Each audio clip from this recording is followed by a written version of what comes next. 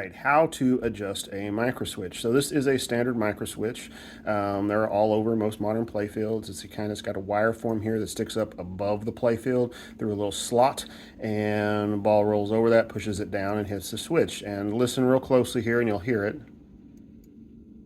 That little click. That's the switch actuating. So that switch actuates when it goes down that much. So that's how much travel I've got to turn that on. And my goal is to make this more sensitive by essentially reducing that travel. So I'm going to do that usually by putting a little bend in this part right here, that lever over there, not the wire form itself, though sometimes you can adjust those, or maybe more importantly, this angle here to raise that switch up higher so it hits easier. But mostly I want to adjust this part.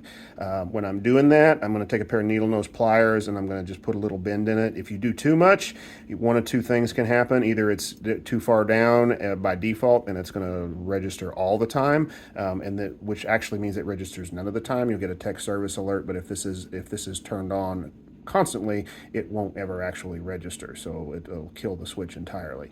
So you don't want to bend it too much. Also, if you bend it too much and make it too sensitive, rattling, shaking the game could set it off, so you got to leave some play in here.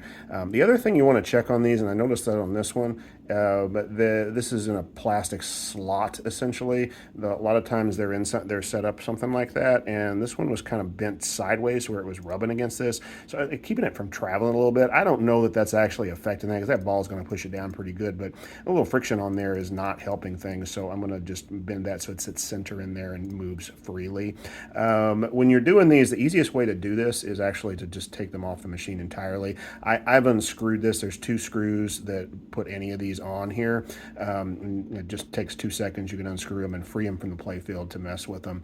But really the easiest way to do it is to take it out of the machine entirely so it's not awkward. And that you're just going to desolder here. Not everybody's comfortable desoldering, and you can do this in situ, but once you get comfortable with it, it's really easier to just pop it off here with some solder and do it on the workbench and then pop it back in. When you put it back in, test it out. You may have to do it a couple, 3 times before you get used to it. You get a feel for it, and do note that when you're adjusting this, you want to do it with it sitting like this, because gravity is going to put a little pressure on this. If you bend it, if you try to adjust it at an angle upside down or something like that, it's not going to be accurate, because the weight is relevant too. So make sure when you're setting your adjustment, you got it level so gravity's pushing that down.